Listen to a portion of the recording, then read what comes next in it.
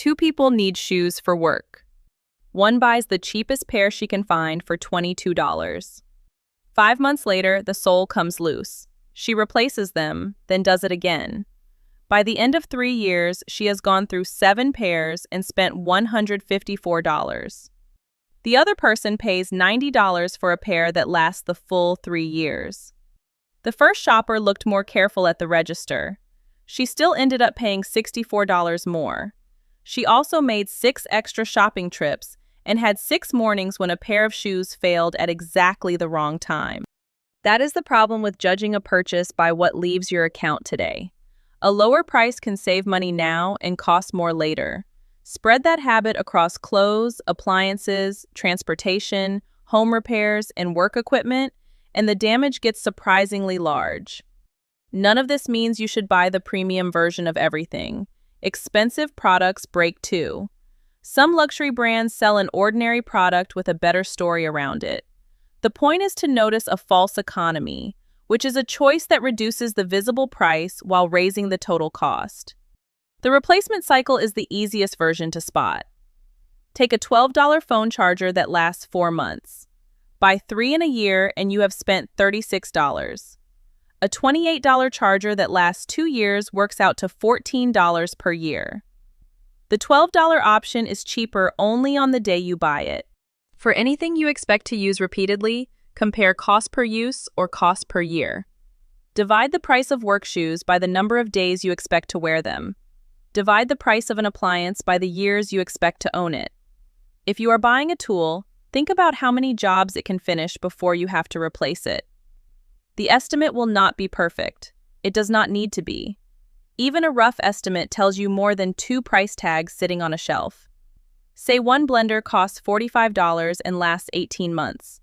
Another costs $90 and lasts 5 years. That works out to $30 per year for the cheaper blender and $18 per year for the other one. The $90 blender still may not make sense for you. Maybe you use a blender twice a year. Maybe $90 would put the electric bill at risk. Maybe the supposedly better model cannot be repaired either. At least you are asking the right question now. The Federal Trade Commission advises shoppers to check the full cost, including delivery, fees, product condition, and warranty terms. The advertised price is only one line in the transaction. Maintenance creates a different problem because paying for it feels like getting nothing. You spend money and go home with the same car, air conditioner, refrigerator, or water heater you already had. So people postpone it. Sometimes that works out fine.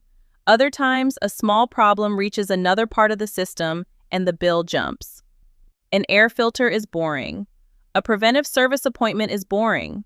Losing air conditioning during a heat wave is expensive, urgent, and hard to shop around for. A small plumbing leak works the same way. Ignoring it saves the service charge today, but not if the water reaches the drywall, flooring, or cabinets. Before delaying maintenance, write down what the service costs now. Then get a reasonable estimate of what a related failure could cost later. Use normal repair quotes from local providers, not the most frightening number on the internet. If a $100 service meaningfully lowers the chance of a $2,000 repair, skipping it is not automatically frugal. It is a risk decision. Treat it like one. Time is another cost that disappears from most comparisons. Someone drives 25 minutes to save $4. Someone else visits 3 grocery stores to cut $9 from a receipt. Another person spends an entire evening repairing an item that is barely worth the parts. Any of those choices can make sense. Maybe money is tight. Maybe you enjoy doing the repair. Maybe the discount store is next to somewhere you already need to visit. The mistake is counting the cash saving while pretending the extra time was free. Add the travel, waiting, research, returns, and repair time required by the cheaper option. Give that time a conservative value. It does not have to be your hourly wage. A free hour after work cannot always be sold to an employer. Pick a personal floor instead, the smallest amount you would accept to give up an hour that was yours. Suppose saving $9 takes 70 extra minutes. If your personal floor is $12 per hour, you gave up $14 of time before fuel and vehicle wear. You spent more than the discount was worth. This does not mean convenience should always win. It means convenience belongs in the calculation. The Bureau of Labor Statistics tracks time spent on cooking, shopping, household management, maintenance, and other household work. Those hours are part of what it costs to own and manage things, even though nobody sends an invoice for them. Then there is protection.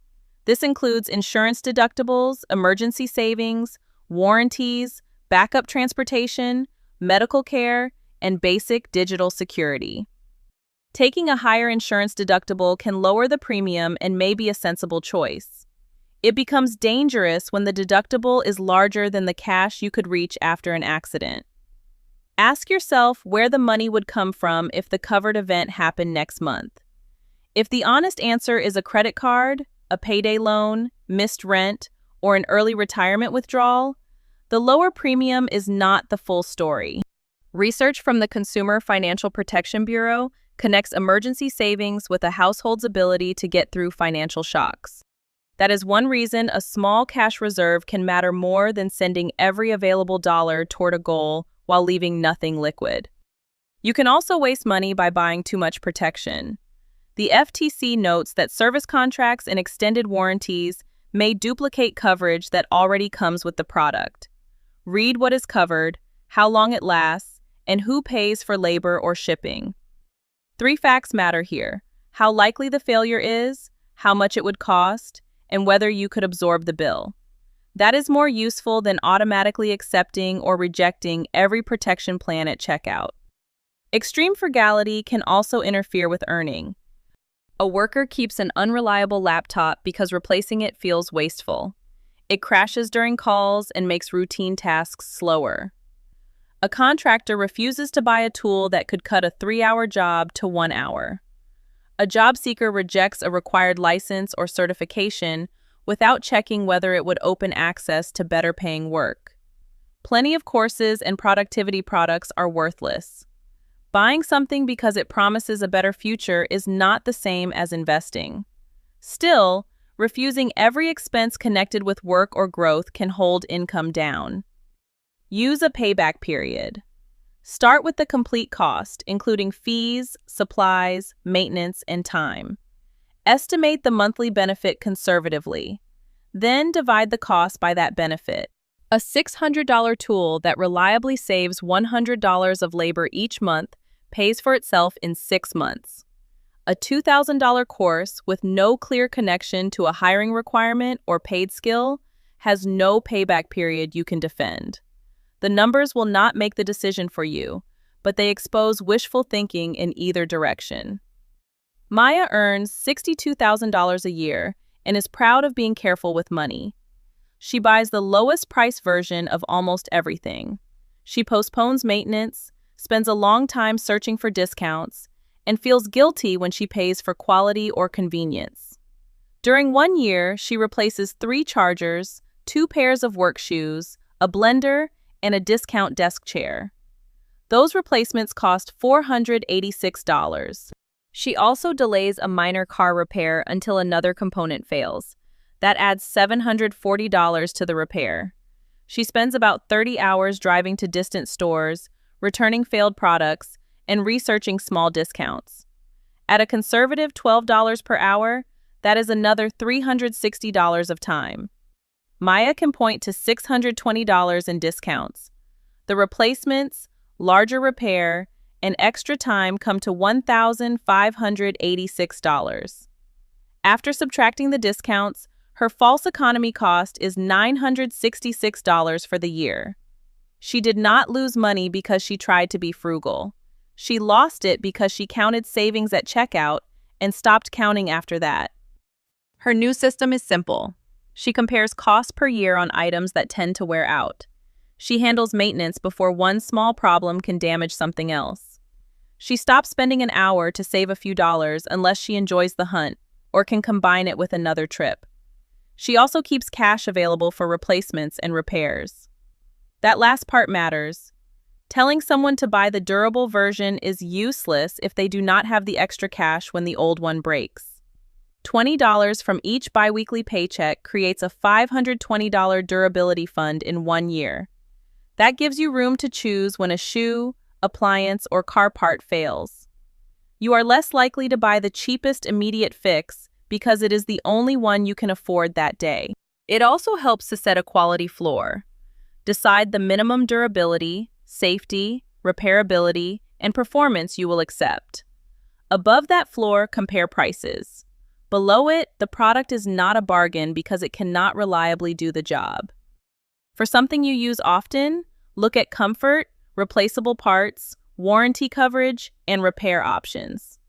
For something you may use once, the basic model, a rental, a borrowed item, or a used purchase may be enough. Frequency matters. So does the cost of failure. A cheap item that rarely gets used and causes little trouble when it breaks is different from a cheap item you rely on every morning. Now calculate your own false economy number. Open the last 12 months of purchases. Find anything you bought more than once because the first version failed, wore out, or never did the job properly. Add repair bills that became larger after a delay. Include obvious shipping, fuel, return, and service fees caused by chasing the lower price. Estimate only the extra hours you can defend. Then subtract the genuine discounts you received. Suppose the result is $540 per year. Invested once a year for 20 years at a hypothetical 7% return, that amount would grow to roughly $22,000. Returns are not guaranteed, and this is an illustration rather than a forecast. The calculation shows what repeated buying mistakes can crowd out over time. Frugality is not a contest to pay the lowest price. It is an attempt to get a reliable result with as little waste as possible. Sometimes the used version is best. Sometimes repairing what you own makes sense. Sometimes the basic model does everything you need. And sometimes paying more once costs less than replacing the bargain over and over. Calculate your false economy number, then answer this in the comments. Which cheap purchase has cost you the most over time? This video is for educational purposes. It does not provide individualized financial, tax, insurance, legal, or investment advice.